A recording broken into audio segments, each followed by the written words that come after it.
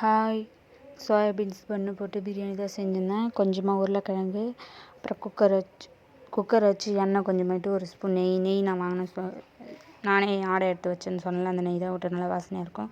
கொஞ்சமாக பட்டை, லவங்கம், பிரியாணி இலை போட்டேன். வெங்காயம் போட்டு நல்லா வதக்கிட்டு, பச்சை மிளகாய் 2 போட்டுக்கிட்டு, தக்காளி போட்டு நல்லா வதக்கி விட்டுறணும்.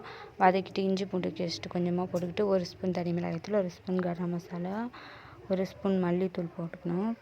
1 ஸ்பூன் கேசரி பவுட்ரு, கலருக்கு ஏற்ற மாதிரி. நம்மளுக்கு கலர் கம்மியாக வேணுன்னா கொஞ்சமாக போட்டுக்கலாம்.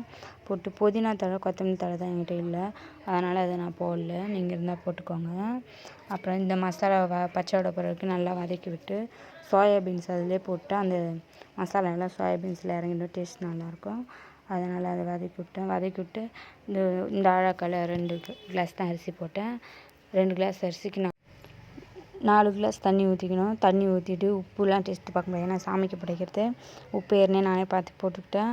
அப்புறம் நல்லா கொதி வர வரைக்கும் வெயிட் பண்ணேன். கொதி வந்தோடனே அரிசி போட்டுக்கணும். எலுமிச்சைப்பழம் இருந்துச்சு, அரிசி குழையாமல் இருக்கிறதுக்காக 1/2 ஸ்பூன் எலுமிச்சைப்பழம் போட்டுக்கிட்டேன்.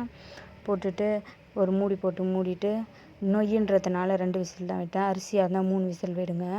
அப்புறம் மூடிட்டு அது ரெடி ஆகிற வரைக்கும் 2 விசில் வரணும்னு விட்டுட்டு, உருளைக்கிழங்கு இருந்துச்சு, அதை கட் பண்ணி வச்சுருந்தேன். அதை பொரியல் பண்ணலாம்னு சொல்லிட்டு அதுக்குள்ளே 2 விசில் வந்துருச்சு.